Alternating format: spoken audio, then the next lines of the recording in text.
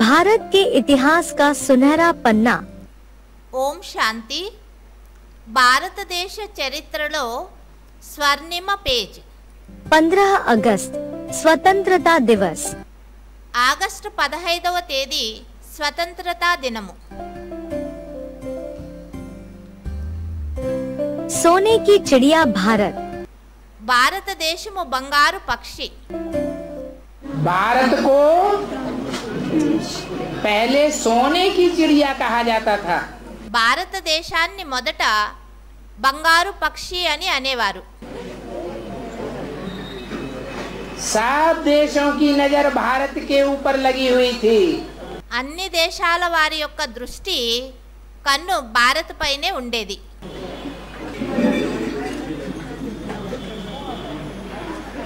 तो ये सोने की चिड़िया का मतलब क्या है?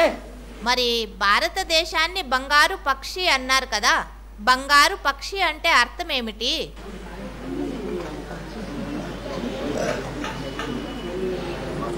अभी भारत सोने की चिड़िया है ఇప్పుడు భారతదేశము బంగారు పక్షిలాగా ఉన్నదా, या पत्थर ठिक्कर भित्तर लोहे की चिड़िया है? రాయి రప్ప మట్టి ఇనుము పక్షి అయిపోయిందా? है अभी तो पत्थर ठिक्कर भित्तर लोहे की चिड़िया बन गई। ఇప్పుడైతే భారతదేశము రాయి రప్ప మట్టి ఇనుము లాంటి పక్షిలాగా అయిపోయింది. तो भी जो समझदार विदेशी हैं అయినప్పటికీను ఎవరైతే తెలివైన విదేశీయులున్నారో उनकी नजर भारत पर लगी हुई है। వారి దృష్టి ఇప్పుడు కూడా భారత్ పైనే ఉన్నది. पहले तो वास्तव में यहाँ इतनी धन संपत्ति थी, कीमत थी, వాస్తవంగా మొదటైతే భారతదేశంలో అంత ధన సంపత్తి సమృద్ధిగా ఉండెను. कि विदेशियों की नजर भारत पर लगी हुई थी। ఆ కారణంగా విదేశీయుల దృష్టి భారత్ పైన ఉండేది. क्योंकि यहाँ धन धान्य संपन्न देश था। ఎందుకంటే భారతదేశము ధనధాన్యాలతో సమృద్ధిగా సంపన్నంగా ఉండే దేశమైంది. खूब पैदाइश होती थी। ఇక్కడ పంటలు కూడా చాలా అధికంగా పండుతూ ఉండెను. दूध घी की नदियां बहती रही।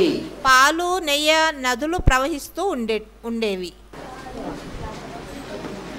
भरपूर अनाज पैदा होता था। ధాన్యాలు కూడా చాలా ఎక్కువగా పంటలు పండుతూ ఉండెను. कीड़ों वाला अनाज नहीं, పురుగులు పట్టిన ధాన్యాలు కాదు, वर्षों सुरक्षित रहने वाला अनाज। సంవత్సరాల తరబడి సురక్షితంగా ఉంచుకునే ధాన్యాలు పండించేవారు. ये तो विदेशियों की करामात है जो यूरिया डलवाना शुरू कर दिया। ఇదంతా విదేశీయుల యొక్క చమత్కారం. ఇప్పుడు మన పంటల్లో యూరియా వేయడం నేర్పించారు.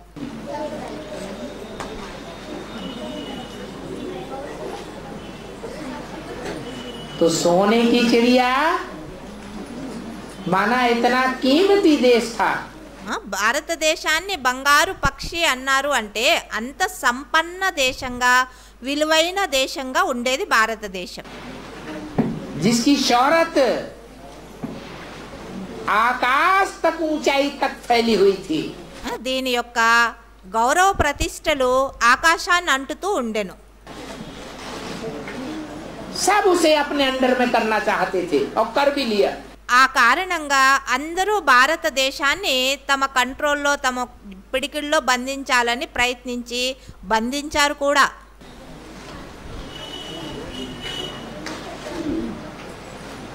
अपने अंडर में करके उसको ठीक करके चिड़िया बना दिया।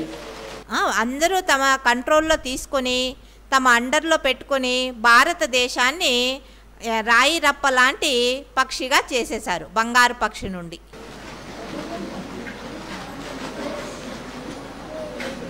सोने की चिड़िया माने सच्चा देश।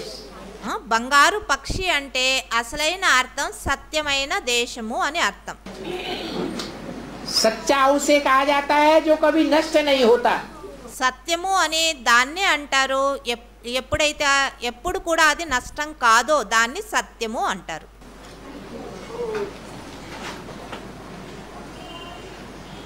झूठा उसे कहा जाता है जो आज है कल नष्ट हो जाएगा। అసత్యము అని అబద్ధము అని దాన్నే అంటారు. ఈ రోజు ఉంటుంది, రేపు నష్టం అయిపోతుంది. దాన్ని అసత్యమని అబద్ధమని అంటారు. विनाशी को झूठा कहा जाता है, వినాశిని అసత్యము అని అంటారు. अविनाशी को सत्य कहा जाता है। అవినాశిని సత్యము అని అంటారు.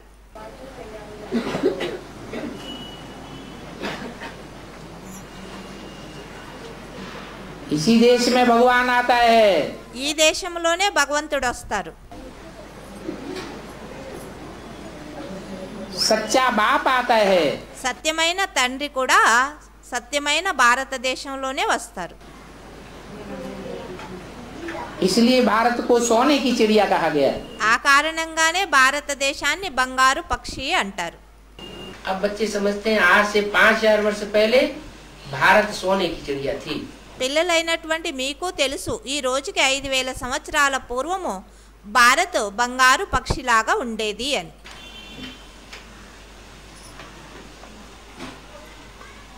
5000 वर्ष पहले सोने की चिड़िया थी 5000 సంవత్సరాల ముందు బంగారు పక్షిలాగా ఉండెను అంటే और अब మరి ఇప్పుడు सोने की जंजीर हो गई। है जंजीर सोने की चिड़िया क्या हो गई బంగారు పక్షి ఏమైపోయింది ఇప్పుడు? है पहले 5000 वर्ष पहले भारत सोने की चिड़िया थी। మొదట 5000 సంవత్సరాల పూర్వము భారత్ బంగారు పక్షిలాగా ఉండెను. अब सोने की चिड़िया को अपनी मुट्ठी में रखने की कोशिश नहीं करते हैं क्या? ఇప్పుడు ఆ బంగారు పక్షిని తమ పిడికిల్లో బంధించాలని, తమ కంట్రోల్లో తీసుకోవాలని ప్రయత్నించడం లేదా? भले मुट्ठी में रखने की कोशिश करते हैं लेकिन उनको भी पता नहीं है। భలే తమ చేతుల్లో తమ కంట్రోల్లో బంధించాలని ప్రయత్నం చేస్తారు, అయితే వారికి తెలీదు कि अब वो सोने की चिड़िया गायब हो चुकी है। అయితే ఇప్పుడు ఆ బంగారు పక్షి ఎగిరిపోయింది అని ఎవరికి తెలీదు, అంటే మాయమైపోయింది అని. गोल्डन एज वर्ल्ड कहा जाता है। భారత్ని బంగారు యుగము అని అనేవారు सत्युग त्रेता को। సత్యుగ త్రేతాయుగంలో. अब गाते हैं प्राचीन भारत सोने की चिड़िया थी। ఇప్పుడు కేవలం గాయనం చేస్తారంటే మహిమ చేస్తారు, ప్రాచీన భారతదేశం బంగారు పక్షిలా ఉండెను అని. सोने के महल थे బంగారు మహల్ ఉండేటివి అని. क्या? ఏమన్నారు? जो भी संगठन थे ఏదైతే సంఘటన ఉండెనో वो सब सच्चे संगठन थे। అవన్నీ వారందరూ సత్యమైన వారి యొక్క సంఘటనగా ఉండెను. उन संगठन में कोई धोखाबाज नहीं होता था। आज ఆ సంఘటనలో ఎవరు మోసం చేసేటటువంటి వారు ఉండేవారు కాదు. कोई राजा होते हैं, राजाओं की अपनी राजाई होती है। రాజులు ఉండేవారు, ఆ రాజులకి తమ రాజాయి ఉండేది, రాజ్యం ఉండేది. उनके अपने राज्याधिकारी होते हैं तो क्या करते हैं? ఆ రాజు యొక్క రాజ్యాధికారులు ఎవరైతే ఉండేవారో వారు ఏం చేసేవారు? राजा कोई धोखा दे देते हैं, मार రాజునే మోసం చేసేసేవారు. देते हैं। ఒక్కొక్కసారి చంపేసేవారు కూడా, రాజుని చంపి రాజ్యం తీసుకునేవారు ఆ రాజ్యాధికారులు. मंत्री राजा बन करके बैठ जाते हैं। రాజుని చంపి మంత్రే రాజై కూర్చునేవారు. तो वो संगठन कैसा हो गया? మరి అటువంటి సంఘటనని ఏమంటారు? सोने का संगठन कहे, सच्चाई का संगठन कहे, దాన్ని బంగారు సంఘటన అని అంటారా? బంగారు అంటే సత్యము అని, సత్యమైన సంఘటన అని అనగలమా? या झूठा संगठन कहे? లేదా అసత్యమైన సంఘటన అది? वो तो झूठा संगठन हो गया। అదేంది అసత్య సంఘటన, సత్యమైన సంఘటన అయితే కానే కాదు. स्वर्ग बैकुंठ था। స్వర్గము వైకుంఠము అని అంటారు. शिव बाबा ने जो दुनिया रची थी శివబాబా ఏదైతే ప్రపంచాన్ని రచించారో वो सोने की दुनिया रची थी। అది బంగారు ప్రపంచాన్ని రచించారు. सोने की भी नहीं, पहले हीरो की दुनिया रची थी। మొదట బంగారం కూడా కాదు, వజ్రాల ప్రపంచం. संगम युग में कौन सी दुनिया रची जाती है? సంగమ యుగంలో ఎటువంటి ప్రపంచాన్ని రచన చేస్తారు? संगम युग में हीरो की दुनिया रची जाती है। సంగమ యుగంలో వజ్రాల ప్రపంచాన్ని రచన చేస్తారు. और सतयुग में మరి సత్యుగంలో सोने की दुनिया। బంగారు ప్రపంచము. स्वर्ग वैकुंठ था। స్వర్గం వైకుంఠముగా ఉండెను. भारत सोने की चिड़िया था। భారత్ బంగారు పక్షిగా ఉండెను. क्या? ఏమన్నారు? अगर कोई देखे ఒకవేళ ఎవరైనా చూస్తే कि सोने की बड़ी भारी चिड़िया उड़ती हुई जा रही है, బంగారు చాలా మంచి పక్షులు ఎగురుతూ గుంపులు గుంపులుగా ఎగురుతూ వెళ్తూ ఉన్నాయి. ఆ దృశ్యాన్ని ఎవరైనా చూశారు అంటే तो लोग क्या कोशिश करेंगे? అప్పుడేం ప్రయత్నం చేస్తారు మనుషులు? है हम भी पकड़ लें, हम पकड़ लें, हम पकड़ लें। నేను పట్టుకోవాలా, నేను పట్టుకోవాలా, నేను పట్టుకోవాలా అని అందరూ ప్రయత్నిస్తారా లేదా? బంగారు పక్షి ఎగురుతూ పోతూ ఉంటే చూసి कौन लग जाएगी? ఇలా ఆ పక్షిని పట్టుకునేందుకు ప్రయత్నించే వాళ్ళ యొక్క గుంపు పెరిగిపోతుంది. ऐसे कोई सोने की चिड़िया होती नहीं है, వాస్తవంగా అయితే అలా బంగారు పక్షులేమీ ఉండవు. लेकिन ये कहावत है संगम युग के टाइम की। అయితే ఇది ఒక గాథ మాత్రమే. ఏమంటాం అయితే ఇది కేవలం సంగం యుగాని యొక్క మాట అయింది. कि संगम युग पर ही वो स्वर्णिम भारत बनता है, సంగం యుగములోనే స్వర్ణిమ భారత్ అనేది తయారవుతుంది. जिस स्वर्णिम भारत के ऊपर सारी दुनिया की नजर लग जाती है। ఆ స్వర్ణిమ భారతదేశం పైన అందరి దృష్టి, అన్ని దేశాల దృష్టి పడుతుంది. जब भारत सोने की चिड़िया थी, ఎప్పుడు భారతదేశం బంగారు పక్షిగా ఉండెనో तो उस सोने की चिड़िया में जो वास करने वाले थे, ఆ బంగారు పక్షి లాంటి దేశములో ఎవరైతే నివాసం చేసేవారో उनको कोई भी प्रकार का दुख नहीं था। ఆ నివాసం చేసేటటువంటి వారికి ఏ ప్రకారమైనటువంటి దుఃఖాలనేటివి ఉండేటివి కాదు. अभी तो अथाह दुख है। ఇప్పుడైతే భారతదేశంలో అతాహ దుఃఖం అంటే లెక్కలేనంత దుఃఖం అనేది ఉంది.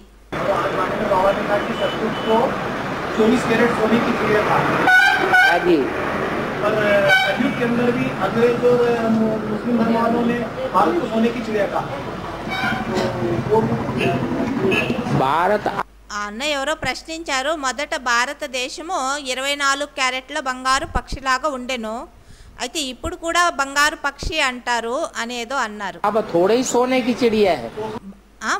ఇప్పుడు ఏమైనా భారతదేశం బంగారు పక్షినా ఏంటి? 300 साल पहले आई थी वो भारत सोने की। अगर सोने की चिड़िया होती तो 100 साल अंग्रेजों ने राज्य कैसे कर लिया?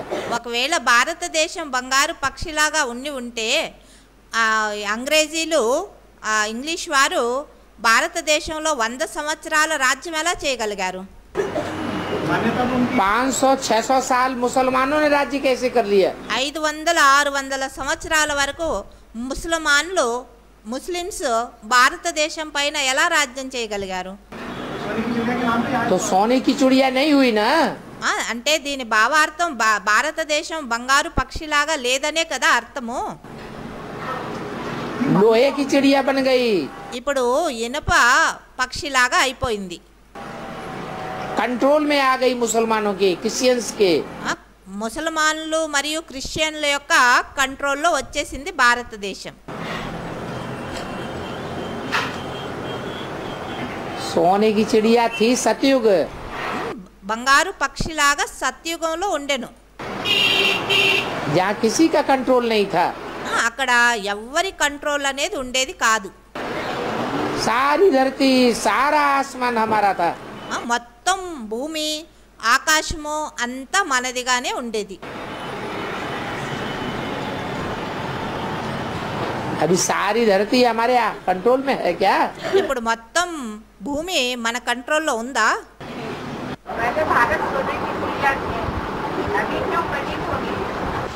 ఎవరో ప్రశ్నించారు, మొదట భారత్ బంగారు పక్షిలాగా ఉండెను, ఇప్పుడు सोने की चिड़िया और लोहे की चिड़िया। బంగారు పక్షి మరియు లోహ పక్షి. లోహ అంటే ఇనుప పక్షి. ज्यादा कीमत किसकी होती है? ఎక్కువ విలువ దేనికి ఉంటుంది, బంగారు పక్షికా ఇనుప పక్షికా? सोने की चिड़िया होती है क्या? బంగారు పక్షి ఉంటుందా ఏంటి? नहीं होती है। ఏమీ ఉండదు. फिर क्यों कहा गया? మరి ఎందుకు అలా అనడం జరిగింది? सच्चाई को ही सोना कहा जाता है। సత్యతనే బంగారం అని అంటారు, బంగారాన్నే సత్యత అని అంటారు. वो सच्चाई प्रत्यक्ष करने वाला, ఆ సత్యతని ప్రత్యక్షం చేసేవారు सत्य बाप आता है सृष्टि पर, సత్యమైన తండ్రి వస్తారు ఈ సృష్టి పైన. तभी भारत सोने की चिड़िया बनता है। అప్పుడే భారతదేశం బంగారు పక్షిగా తయారవుతుంది. और वो सोने की चिड़िया అప్పుడు మరి ఆ బంగారు పక్షి अब झूठी हो जाती है। जब विदेशी धर्म पिताएं आते हैं దుక్కి అయిపోతుంది. ఎప్పుడు విదేశీ ధర్మపితలు వస్తారో तो सोने की चिड़िया झूठी हो जाती है। అప్పుడు ఆ బంగారు పక్షి అసత్యంగా అయిపోతుంది. भगवान तो कभी भी कलाहीन होने का सवाल ही नहीं। భగవంతుడు ఎప్పుడు కూడా కళాహీనం అయ్యేటటువంటి ప్రశ్నే లేదు. न उसकी कलाएं घटती है न उसकी कलाएं बढ़ती है। ఆ భగవంతుని యొక్క కళలు తగ్గడము, భగవంతుని యొక్క కళలు పెరగడము అనే మాటే ఉండదు. वो कलातीत कल्याण कल्पांतकारी कहा जाता है। ఆయన కళ్యాణకారి, కల్పాంతకారి, కళాతీత కల్పాంతకారి అని అంటారు. क्या ऐसे भी नहीं है कि वो इस दुनिया में पार्ट नहीं बजाता है। అలానూ ఏమీ కాదు, భగవంతుడు ఈ ప్రపంచంలో పాత్ర ఏమి అభినయించరు అనైతే ఏమీ కాదు. क्या पार्ट भी बजाता है, పాత్రను అభినయిస్తారు. लेकिन जो भी पार्ट बजाता है అయితే ఏదైతే పాత్ర అభినయిస్తారో वो कलातीत होकर के पार्ट बजाता है। అది కళాతీత అయ్యి పాత్ర అభినయిస్తారు. जो भी पार्ट बजाएगा कर्मेंद्रियों से कर्म करेगा, ఏదైతే పాత్ర అభినయిస్తారో కర్మేంద్రియాలతో ఏదైతే కర్మ చేస్తారో कलाओं में क्षीणता नहीं आ सकती। ఆయన కళలలో ఎప్పుడు కూడా క్షీణత అంటే తగ్గిపోవడం, తరిగిపోవడం అనేది ఉండదు. क्या దిగజారడం. कलाएं क्षीण नहीं होंगी, ఆయన కళలు ఎప్పుడు కూడా క్షీణించవు. माने आत्मा नीचे नहीं गिर सकती, అంటే ఆత్మ ఎప్పుడు కూడా కిందకి దిగజారదు. आत्मा उत्तरोत्तर ऊपर ही जाएगी। ఆత్మ ఉత్తరోత్తర అంటే రాను రాను పైకే ఎక్కుతూ ఉంటుంది. वो इस दुनिया में आने के बावजूद भी, ఆయన ఈ ప్రపంచంలో వచ్చినప్పటికినూ, पतित दुनिया में पतित तन में आने के बावजूद भी, పతిత ప్రపంచంలో పతిత తనువులో వచ్చినప్పటికినూ పాత్ర అభినయించడానికి कभी कोई से प्रभावित नहीं होता। ఎప్పుడు కూడా ఎవ్వరితో ప్రభావితం కానే కారు. कोई उसको अपने अंडर दी कंट्रोल कर नहीं सकता। ఎవ్వరు కూడా ఆయన్ని తన కంట్రోల్లో చేసుకోలేరు భారత్ రూపంలో పాత్ర అభినయించే వ్యక్తిత్వాన్ని. इसलिए गायन भी है आज तक। అందుకే గాయనం కూడా ఉంది ఈ రోజుటికి. भारत में भगवान आते हैं భారతదేశంలో భగవంతుడు వస్తారు అని. और कोई देश में भगवान नहीं आते हैं। మరే దేశాల్లో భగవంతుడు రారు. भारत में जो भगवान आते हैं భారతదేశంలో ఏదైతే భగవంతుడు వస్తారో वो भारत सोने की चिड़िया कहा जाता है। ఆ భారతదేశము బంగారు పక్షి అని పిలువబడుతుంది. सोने की चिड़िया का मतलब क्या है? బంగారు పక్షి అంటే దాని అర్థం ఏంటి? उस सोने की चिड़िया को हर एक देश वालों ने अपने मुट्ठी में करना चाहा। ఆ బంగారు పక్షిని ప్రతి దేశవాసీలు తమ పిడికిల్లో బంధించాలని ప్రయత్నించారు. अंग्रेजों ने भी मुट्ठी में करना चाहा, मुसलमानों ने भी मुट्ठी में करना चाहा। క్రిస్టియన్స్ కూడా తమ కంట్రోల్లో చేసుకోవాలని ప్రయత్నించారు.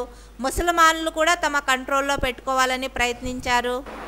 हर धर्म के लोगों ने अपनी मुट्ठी में करना चाहा, ప్రతి ధర్మం వారు తమ కంట్రోల్లో పెట్టుకోవాలని ప్రయత్నం చేశారు. लेकिन कोई भी अपनी मुट्ठी में नहीं कर सका. ఎవ్వరు కూడా తమ కంట్రోల్లో చేసుకోలేకపోయారు.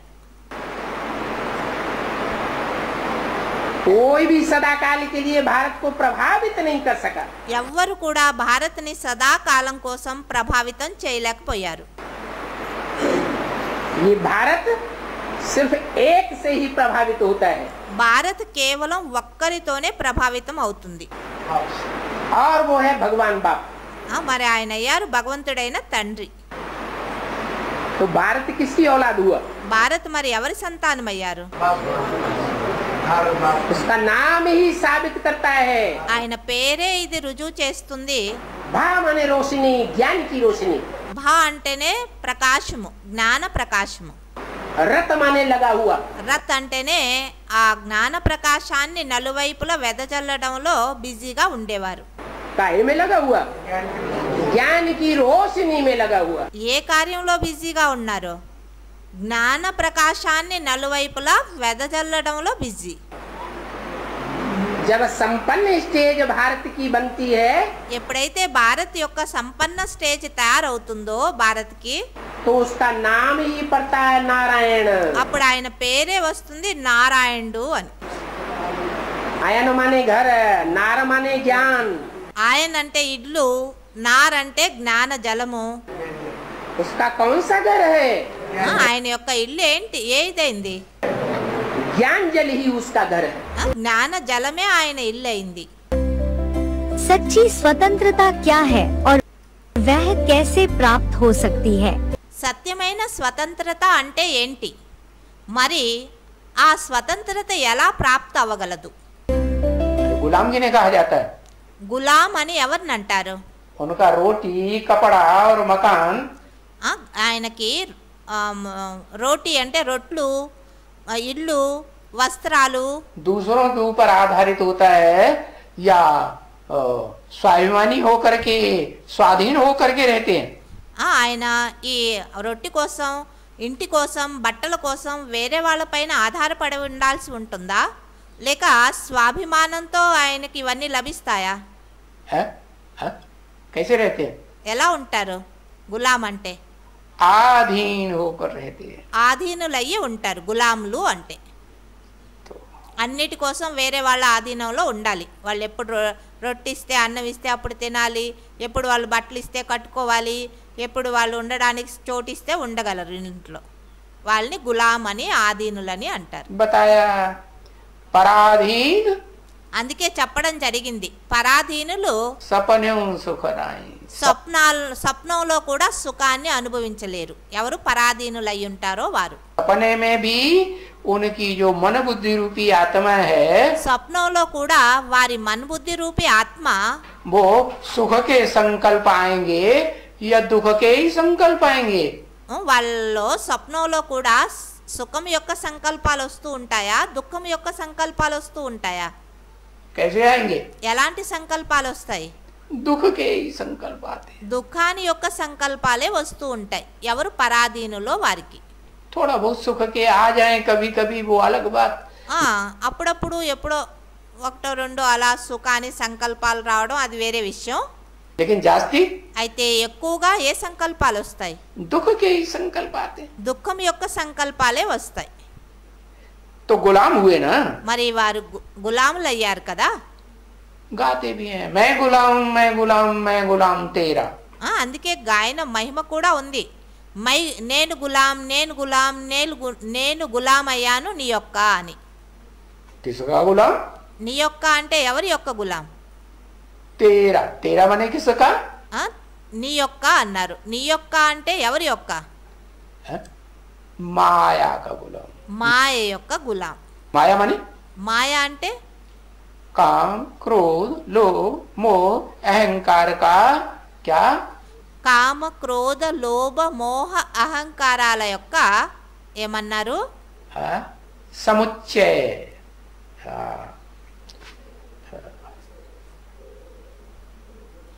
ఈ పంచవికారాల యొక్క నమూనా అంటే సమ్మిళిత రూపం गाया जाता है ना, గాయనం ఉన్నది కదా మాయా అని. बताया क्या अभी बताया, मैं गुलाम मैं गुलाम मैं गुलाम तेरा. ఆ, ఆ, ఈ పంచవికారాల యొక్క సమ్మిళిత రూపమే మాయ. దానికే మహిమ చేస్తారు, నేను నీకు గులామయ్యాను, నేను గులామయ్యాను, నేను గులామయ్యాను నీకు అని.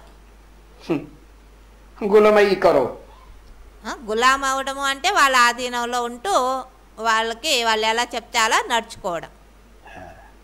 अभी बाबा तो ऐसा नहीं कहेंगे. ఇప్పుడు బాబా అయితే అలా ఏమీ అనరు, చెప్పరు. बाबा स्वाधीन बनाने आए हैं, ఏమని చెప్పరు. బాబా స్వాధీనులుగా తయారు చేయడానికి వచ్చారా या पराधीन बनाने आए हैं. లేక పరాధీనులుగా చేయడానికి వచ్చారా? बाबा तो राजाओं का राजा बनाने आए हैं. బాబా అయితే రాజుల్ని రాజుగా తయారు చేయడానికి వచ్చారు. राजा किसी के अधीन होता है क्या? రాజు ఎవరి ఆధీనంలో అయినా ఉంటారా ఏంటి? नहीं होता है. ఉండరు. ये सारी दुनिया में जो भी मनुष्य मात्र हैं, మొత్తం ప్రపంచంలో ఎవరైతే మనుష్య మాత్రులు ఉన్నారో वो अब इस समय వారు ఈ సమయంలో प्रजातंत्र राज्य सारी दुनिया में फैल गया, ప్రజాతంత్ర రాజ్యం మొత్తం ప్రపంచంలో వ్యాపించిందో तो आधीन है या स्वाधीन है? వారంతా ఆధీనులా లేక స్వాధీనులా? हैं? आधीन है. అందరూ ఆధీనులే ప్రజాతంత్ర రాజ్యంలో. तो बाबा ये आधीनता नहीं सिखाते हैं. బాబా ఏమీ ఇలాంటి ఆధీనతనేమీ నేర్పించరు. बाकी इस मनुष्य मात्र की दुनिया में जो भी मनुष्य आत्माएं हैं, అయితే ఈ మనుష్య మాత్ర ప్రపంచంలో ఎవరైతే మనుష్య ఆత్మలు ఉన్నారో वो सब आधीन बनाने वाली. వారందరూ ఆధీనులుగా చేసేటటువంటి వారే. कोई भी स्वाधीन नहीं बनाता. ఎవ్వరు కూడా స్వాధీనులుగా ఎవరిని తయారు చేయరు. तो एक ही परमपिता परमात्मा से सुप्रीम सोल है. ఒక్కరే పరంపిత పరమాత్మ సుప్రీం సోల్. जब साकार मुकर्रर रथ में आते हैं, ఆ పరంపిత పరమాత్మ సుప్రీం సోల్ ఎప్పుడైతే సాకార ముఖరర రథములో వస్తారో तो स्वाधीन बनाने की तरकीब सिखाते हैं. क्या? స్వాధీనులుగా తయారు చేసే విధానాన్ని నేర్పిస్తారు. ఏమని? राजयोग सिखाते हैं ना. हाँ, రాజయోగాన్ని నేర్పిస్తారు కదా.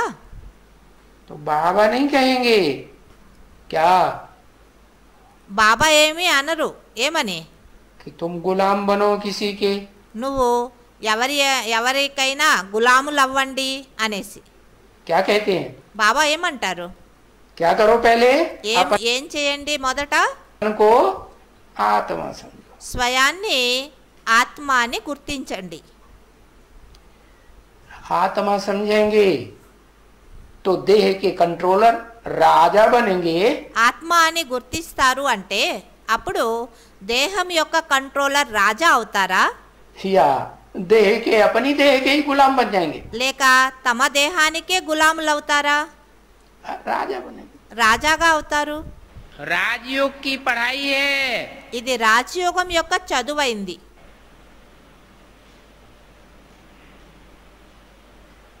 बड़े थे बड़े और छोटे थे छोटे राजाएं यहाँ बनते हैं. ఆ, చిన్న చిన్న చిన్న రాజులే కావచ్చు లేక అందరికంటే పెద్ద పెద్ద రాజులే కావచ్చు, అందరూ ఇక్కడే తయారవుతారు. जन्म जन्मांतर की राजाई देने के लिए बाप अभी कलयुग के अंत और सतयुग के आदि के संगम पर आता है. జన్మ జన్మాంతరాల రాజాయి పదవిని ఇవ్వడం కోసం తండ్రి కలియుగ అంతిమము సత్యుగ ఆది అయినటువంటి సంగమ యుగములో వస్తారు, వచ్చి ఉన్నారు. बाकी तो आज है प्रजा के ऊपर प्रजा का राज्य. మిగతా బయట ప్రపంచంలో అయితే ఈరోజు ప్రజల పైన ప్రజల యొక్క రాజ్యం అనేది నడుస్తుంది.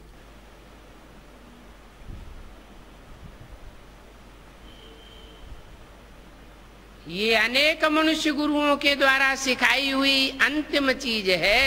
ఇది అనేక మనుష్య గురువుల ద్వారా నేర్పించబడినటువంటి అంతిమ విషయమైంది, ప్రజల పైన ప్రజల రాజ్యం. सब आधीन हो जाते हैं। ఈ ప్రజాతంత్ర రాజ్యంలో అందరూ ఆధీనులైపోతారు. प्रजा माना ही आधीन। ప్రజ అంటేనే ఆధీనులు. और राजा माने स्वाधीन। రాజా అంటేనే స్వాధీన్. बाप आकर के स्वाधीन बनाते हैं। తండ్రి వచ్చి స్వాధీనులుగా తయారు చేస్తారు. पहले स्व की कर्मेंद्रियों के अधीन। మొదట స్వయం యొక్క కర్మేంద్రియాల యొక్క స్వాధీన్.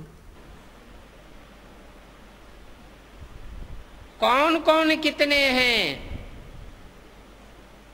वो साक्षात्कार होता है। ఎవరు ఎంతెంత స్వయం యొక్క కర్మేంద్రియాలకి స్వాధీనులయ్యారు అనేది సాక్షాత్కారం అవుతుంది. राजयोग से ये कर्मेंद्रियों की अधीनता खलास हो जाती है। రాజయోగంతో ఈ కర్మేంద్రియాల యొక్క ఆధీనత అనేది సమాప్తమైపోతుంది.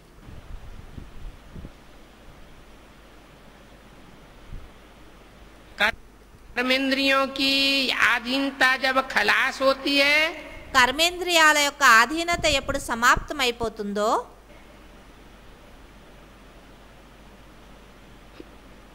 तो मन में एकाग्रता आती है। అప్పుడు మనసులో ఏకాగ్రత అనేది వస్తుంది. मन के अंदर दृढ़ इच्छा शक्ति पैदा होती है। మనసు లోపల దృఢ ఇచ్ఛాశక్తి అనేది ఉత్పన్నం అవుతుంది. जो संकल्प किया सो सिद्ध होता है। ఏం సంకల్పం చేశారో అదంతా సిద్ధమవుతుంది, రుజువవుతుంది.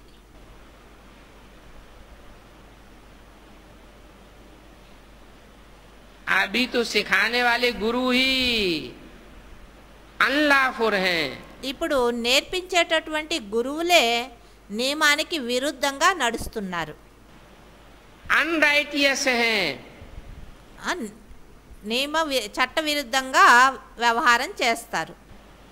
बाप लाफुल राजा ही स्थापन करते हैं। తండ్రి వచ్చి నియమానుసారం నియమబద్ధమైన రాజ్యాన్ని స్థాపన చేస్తారు. प्रजा के ऊपर प्रजा के राज्य को कहा जाता है अनलॉफुल, अनराइटियस, इररिलीजियस।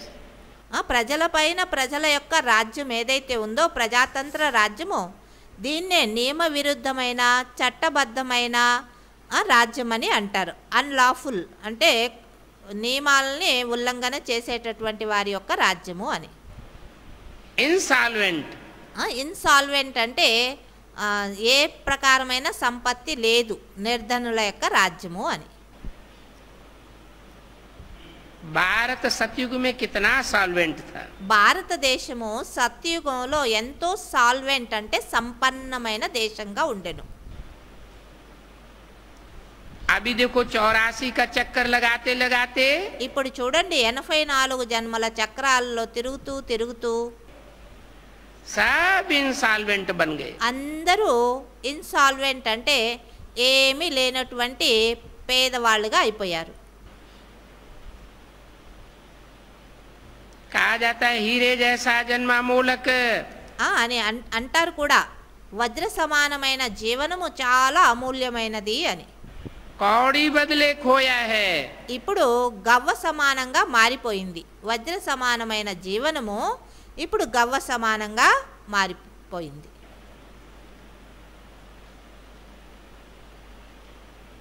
ये भारत की कहानी है। ఇది అయింది భారతదేశం యొక్క కథ.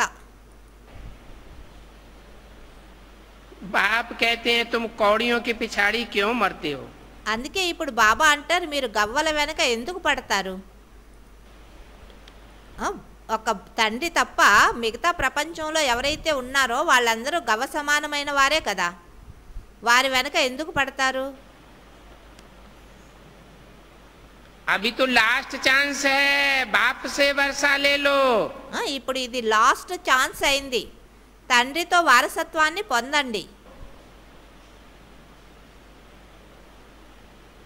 पावन बनेंगे तो वर्षा मिलेगा।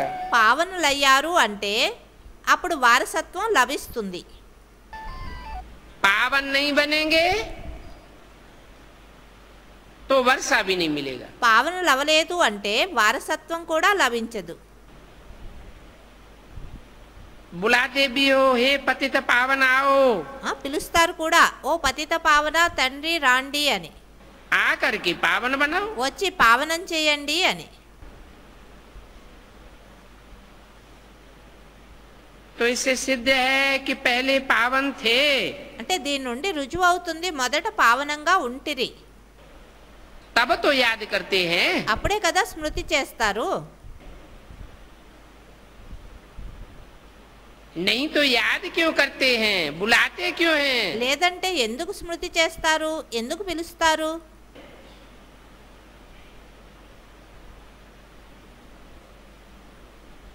अभी तो है कलयुग। మరి ఇప్పుడైంది ఇది కలియుగము.